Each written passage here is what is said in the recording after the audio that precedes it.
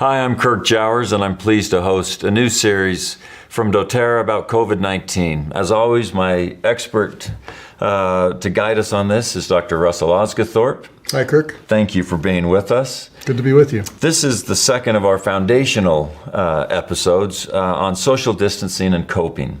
And I want to get practical right off the bat today.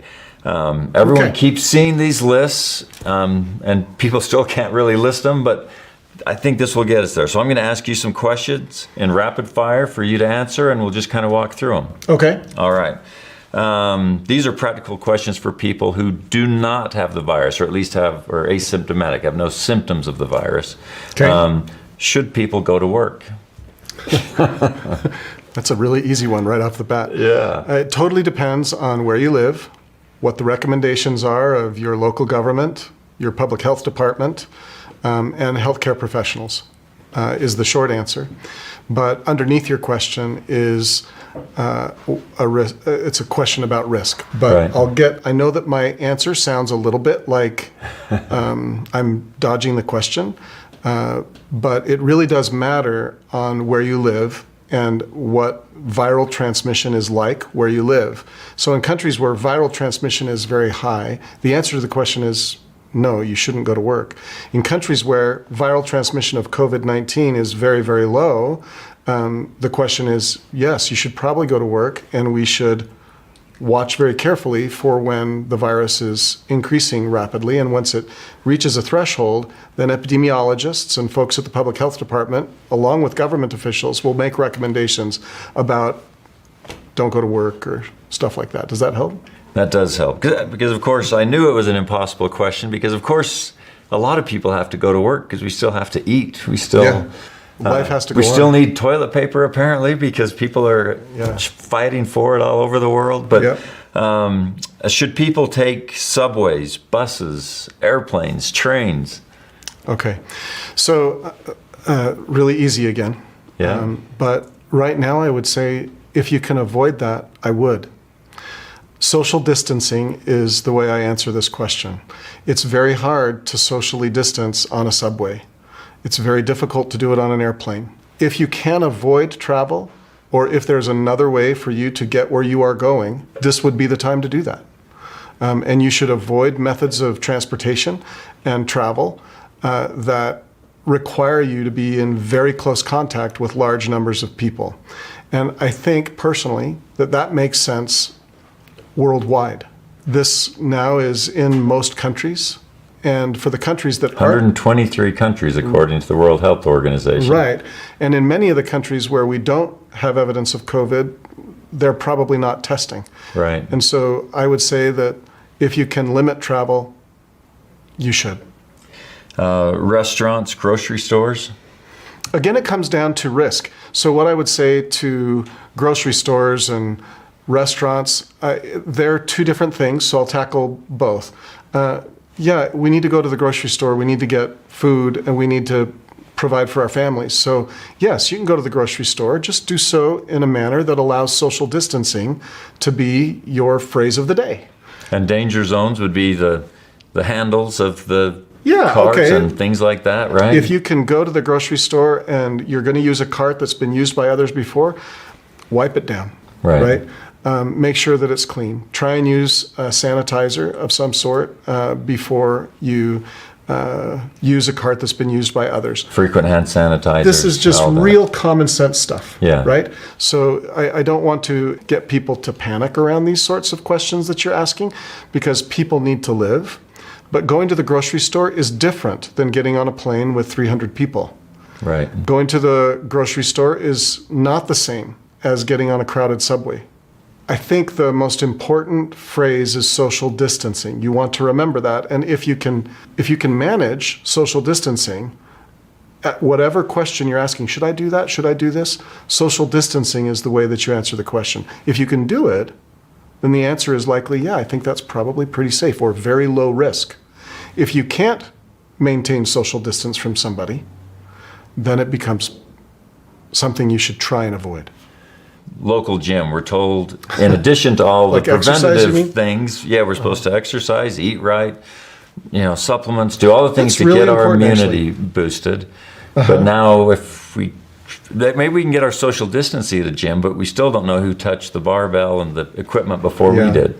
It's really important to do things that decrease stress and improve your health while going through a pandemic. Exercise is one of those things that's been shown to decrease stress and improve health. So as I answer this question, please don't think that I'm saying don't exercise. Okay.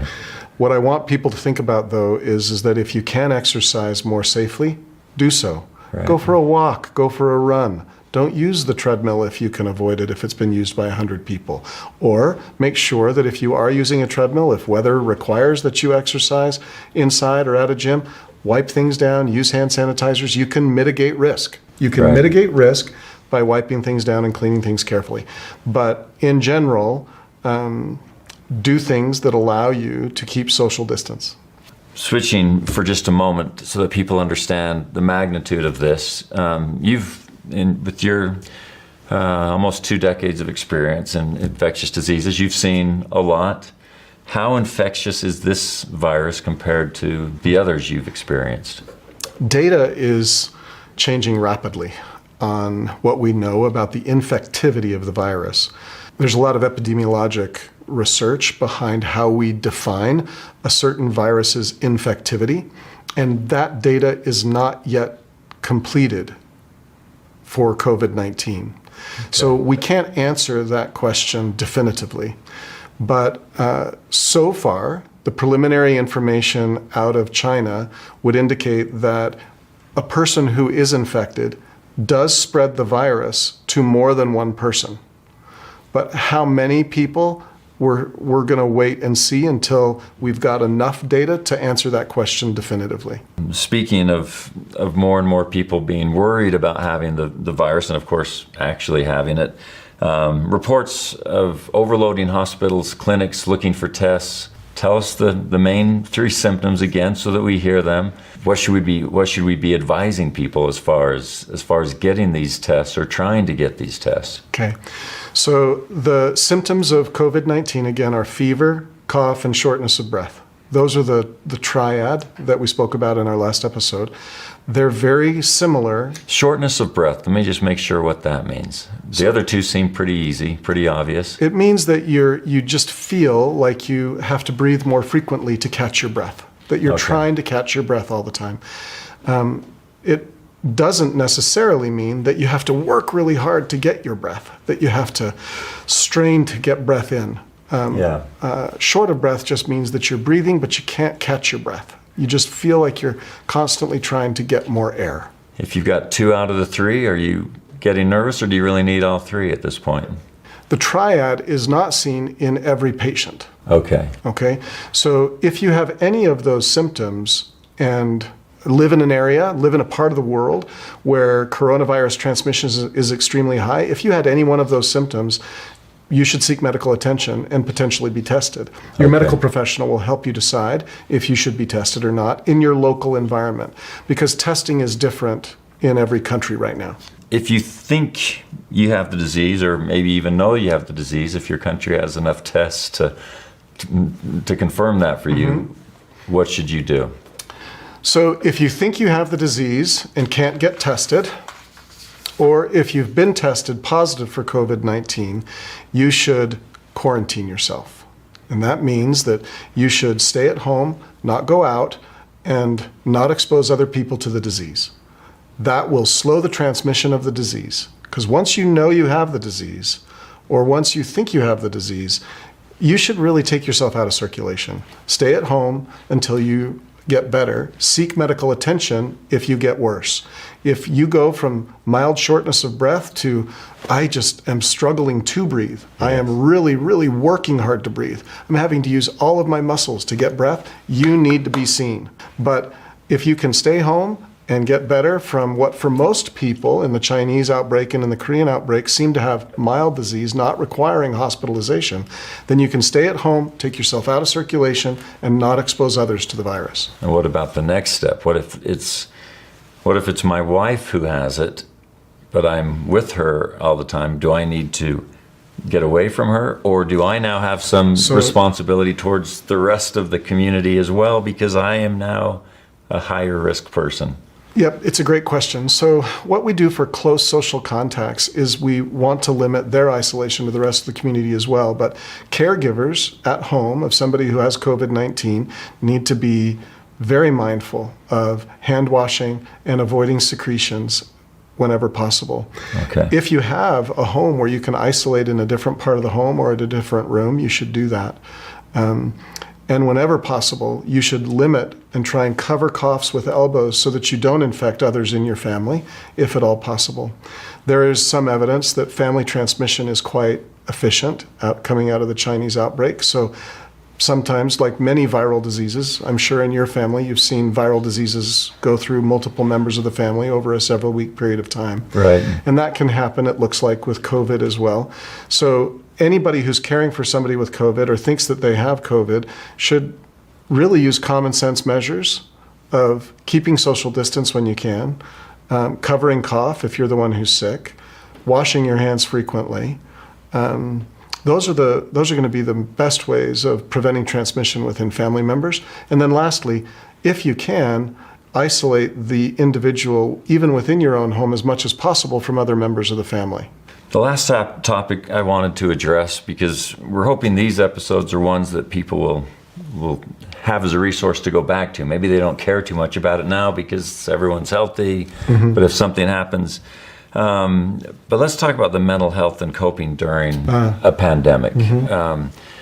Both for just everyone at large, what can people do to support themselves? Yep, it's very important, actually. But I guess let's start here. What type of reactions should we expect during infectious disease outbreak? Anxiety. So what is so striking about any pandemic is the amount of news coverage and anxiety that these situations bring. Some of that anxiety is very warranted, and some of it is over-exaggerated. But regardless of how the story unfolds with whichever disease we're talking about, anxiety is a real problem during a pandemic. I believe personally that it's a real problem right now in many parts of the world for COVID-19. And how should parents be supporting their children and their anxieties that they may be feeling? I think it's really important just to recognize it and talk about it with one another and be patient with one another. People are different and they respond to stressful situations differently, even within your own family. Personalities do differently. It's definitely true. We've been trying we're trying to say this is actually something you need to pay attention to. We don't want you going to a 200-person dance now and they laugh because no big deal. It's no big deal. And then others are quite nervous about the whole thing. Or maybe overly nervous. Nervous, so we have both ends of the spectrum. Yeah. So I think we just need to be cognizant and allow one another room to experience the difficult questions and anxieties that COVID-19 are bringing. Or when people feel this anxiety, their voice levels raise, people start to yell, things that didn't bother them before start to bother them now, and family members get stressed at one another, people get stressed that are not family members at other people in the workplace and in lots of different locations. Most important thing we can do when we need to take a break from pandemic is to unplug. I believe the most effective measure that you can employ to decrease your feelings of stress and anxiety are to just put your phone down, turn off the computer, and engage with your family doing something that you love to do. Go for a walk outside, see the sunshine, see the sky. Don't look at a screen for an hour or two. If you were to do that, you'll see that things will feel differently afterward. We all have our breaking point. And when you are approaching it, do things that will lower your breaking point. These kinds of things will dramatically improve in just a relatively short period of time how you feel at that moment. Thank you so much for joining us today. And remember, every day, as long as it's warranted, we will have a new episode that will hopefully concisely let you know the events of the day and how you can best cope with COVID-19. Take care of each other. Take care of as many people as you can. Be kind.